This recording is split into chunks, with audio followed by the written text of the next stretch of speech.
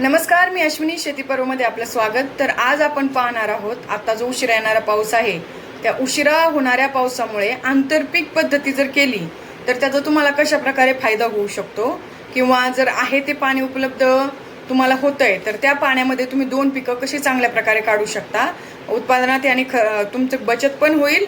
आणि जे एकच पीक तुम्ही या हंगामात घेणार आहात तसं न करता तुम्ही दोन्ही पिकं थोड्या थोड्या प्रमाणामध्ये घेऊ शकता। आता ही आंतरपीक पद्धती मध्ये कोणती कोणती तुम्ही लागवड करू शकता किंवा पेरणी करू शकता तर ते थोडक्यात आपण पाहूच। पण याआधी आपण कोणकोणते व्हिडिओ पाहिले ते मी थोडक्यात तुम्हाला सांगते।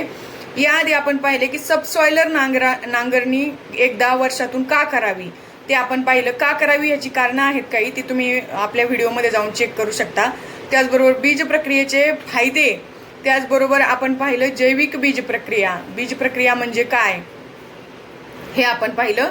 त्याचबरोबर आपण पाहिलं भौतिक बीज प्रक्रिया आपण कशी करू शकतो, हे अतिशय डिटेलमध्ये आपण ह्याची माहिती एका व्हिडिओमध्ये पाहिलेली आहे, ती तुम्ही जाऊन चेक करू शकता, तिथे तुम्हाला संपूर्ण माहिती मिळेल। आणि आज आपण करणार आहोत ह्या गोष्टीवरती चर्चा की आंतरपीक पद्धती तुम्हाला कशी फायदेशीर ठरेल। आता पाठीमागच्या वेळेस आपलं बोलणं झालं की आंतरपीक पद्धतीमध्ये तुम्ही कोणत्या कोणत्या वेळेस पेरण्या करू शकता, कोणती कोणती पिके घेऊ शकता। जसं की मी सांगितलं, तूर आणि ज्वारी एकत्र घेऊ शकता, तूर बाजरी एकत्र घेऊ शकता, सोयाबीन तूर एकत्र घेऊ शकता, त्याचबरोबर सोयाबीन आणि मका एकत्र घेऊ शकता, त्याचबरोबर कापूस आणि सोयाबीन एकत्र घेऊ शकता, त्याचबरोबर आपल्या ऊसाच्या पिकासोबत तुम्ही भुईमुग घेऊ शकता, ऊसाच्या पिकासोबत बटाटा घेऊ शकता, ऊसाच्या पिकासोबत तुम्ही कांद्याची देखील लागवड करू शकता।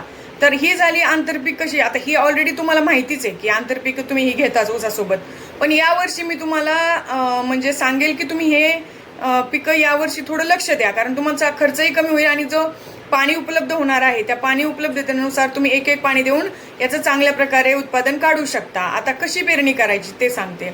जर आता तुम्ही दोन पिकं एकत्र घेणार असाल, मुख्य पीक आणि त्याचबरोबर दुय्यम पीक, मुख्य पिकामध्ये जर तुम्ही कापूस ठेवला आणि दुय्यम पिकामध्ये सोयाबीन ठेवलं तर तुम्ही 3:2 हे प्रमाण ठेवू शकता किंवा 4:2 याप्रमाणे तुम्ही घेऊ शकता। म्हणजे 4 ओळी जर तुम्ही कापसाच्या केल्या तर 2 ओळी सोयाबीनच्या करा। त्याचप्रमाणे इतर पिकांचं पण तुम्ही तसं करू शकता, 3:2 प्रमाण ठेवू शकता किंवा 3:1 म्हणजे 3 ओळी जर तुम्ही आपल्या सोयाबीनच्या पेरल्या तर 1 ओळ तुम्ही याची पेरू शकता ज्वारीची आणि 1 ओळ तुम्ही मकाची पेरू शकता। तर असं करू शकता।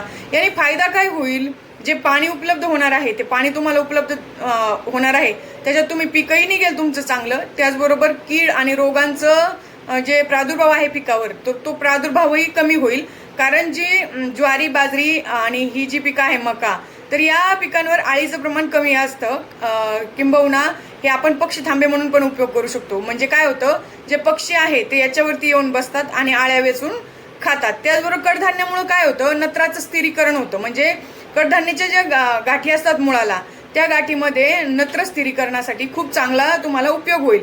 नत्र स्थिरीकरणासाठी म्हणजेच तुम्हाला जे नत्राचा तुम्ही वापर करता तर त्याचा खर्च आपोआप कमी होईल। तर या वर्षी तुम्ही अशा प्रकारे उत्पादन घेऊन तुमचा खर्चही कमी करू शकता आणि दोन पिकंही चांगल्या पद्धतीने घेऊ शकता। शेती पर्वमध्ये वेगवेगळी माहिती मिळवण्यासाठी शेती पर्वला फॉलो करा, लाईक करा आणि सबस्क्राईब करा। धन्यवाद।